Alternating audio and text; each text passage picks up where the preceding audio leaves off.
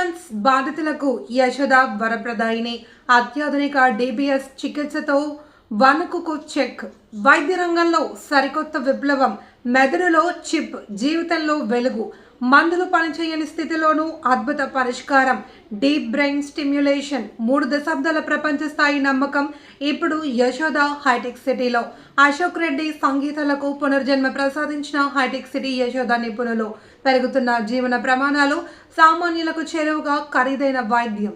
Neurosurgeon, clinical director, Parkinson's disease and movement disorder research centre, Yashoda hospital, hitech సిటీలో పనిచేస్తున్నాను. నా speciality ఏంటి అని అంటే ఫంక్షనల్ న్యూరోసర్జరీ. అంటే కొన్ని వ్యాధులు ఉంటాయి, అది బ్రెయిన్లో ట్యూమర్ రావచ్చు, పక్షవాతం రావచ్చు. దాని తర్వాత ఏంటి, వాటిని రికవరీ ఎలా చేయాలి. అలాగే కొన్ని వ్యాధులు వయసు ప్రకారంగా వస్తాయి. దాంట్లో మనకి బ్రెయిన్లో ఎక్కువ మార్పుడు ఏం తెలియదు. బ్రెయిన్లో ప్రాబ్లం వచ్చేది ఏంటి అంటే బ్రెయిన్ సర్క్యూట్స్ ఏవైతే ఉన్నాయో, అంటే బ్రెయిన్ ఒక నెట్వర్క్ లాంటిది. Right side brain, left side brain, ముందు వెనక అన్నిటికీ నెట్వర్క్ ఉంటుంది. ఆ నెట్వర్క్ ప్రాబ్లమ్స్ తోటి వాళ్ళు నడవలేకపోతారు. ఎందుకు అనంటే బ్రెయిన్లో కొన్ని మార్పులు వస్తాయి, వాటితోటి వాళ్ళు నడవలేరు. అందుకని మూమెంట్ డిసార్డర్స్ అని అంటాం.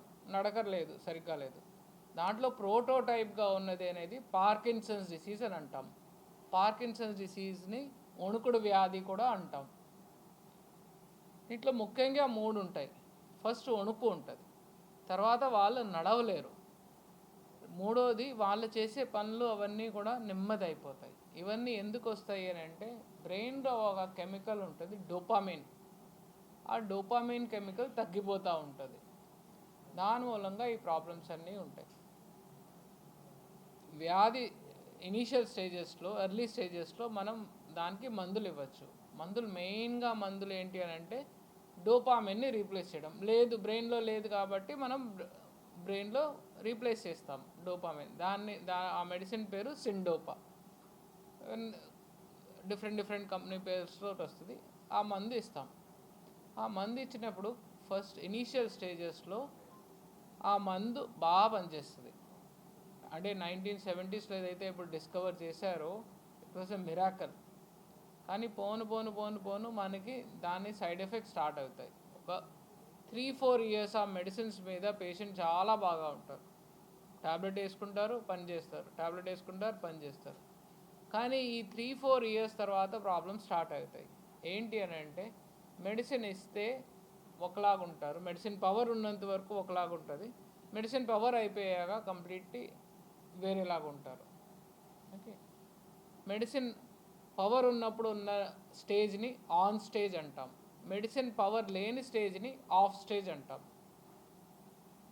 సో ఈ వ్యత్యాసం అనేది పెరుగుతూ ఉంటుంది, ఎందుకంటే వ్యాధి పెరుగుతోంది.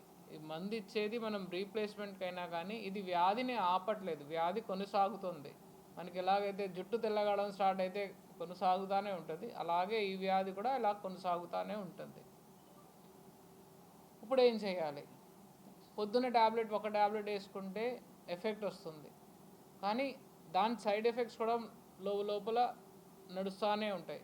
సో సాయంకాలం ట్యాబ్లెట్ వేసుకునేటప్పటికి స్టార్టింగ్లో ఏమవుతుంది, వాళ్ళకి వణుకు తగ్గిపోతుంది, దాని బదులుగా ఊపు వచ్చేస్తూ ఉంటుంది. దాన్ని డిస్కైనేసియా అంటాం. తర్వాత క్రమంగా ఆ ట్యాబ్లెట్ ఎఫెక్ట్ కూడా ముందు 3-4 గంటలు వచ్చేది, 2-3 గంటలు, తర్వాత 1 గంట అలా రావడం స్టార్ట్ అవుతుంది. ఇంకో సైడ్ ఎఫెక్ట్ వచ్చేసి ఏంటి అని అంటే వాళ్ళకి ఆలోచనలో తేడా రావడం స్టార్ట్ అవుతుంది. కళలు, భ్రమలు, పిచ్చిగా మాట్లాడడం, ఇవన్నీ స్టార్ట్ అవుతాయి. ఇప్పుడు ఏంటి పరిష్కారం? ఈ స్టేజ్కి వచ్చేటప్పటికి దీన్ని అడ్వాన్స్డ్ పార్కిన్సన్స్ డిసీజ్ అంటాం. సో ఫస్ట్ ఆఫ్ ఆల్ దీన్ని వేరే వ్యాధులతోటి డిఫరెన్షియేట్ చేయాలి. పార్కిన్సన్స్ ది డయాగ్నోసిస్ మెయిన్గా క్లినికల్ సిమ్టమ్స్ తోటే ఉంటుంది, క్లినికల్ సిమ్టమ్స్ అండ్ సైన్స్. మనం ఫస్ట్ దీన్ని డిఫరెన్షియేట్ చేయాలి, అంటే సపరేట్ చేయాలి. దేనితోటి? Parkinson's plus.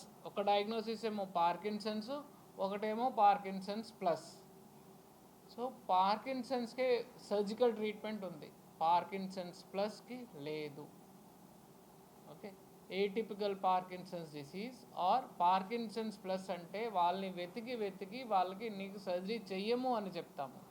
ఎందుకంటే వాళ్ళకి సర్జరీ చేస్తే లాభం ఉండదు. అది ఏ టెస్ట్ ద్వారా ఒక టెస్ట్ చేసేస్తే నిర్ధారణ అయిపోతుంది అని లేదు. అది పేషెంట్ని చూసి ఆయనకి ఏమేమి సిమ్టమ్స్ ఉన్నాయి, ఆమెకి ఏమేమి సైన్స్ ఉన్నాయి, అవంతా కూడా మెయిన్గా క్లినికల్ బేస్డ్ ఉంటుంది.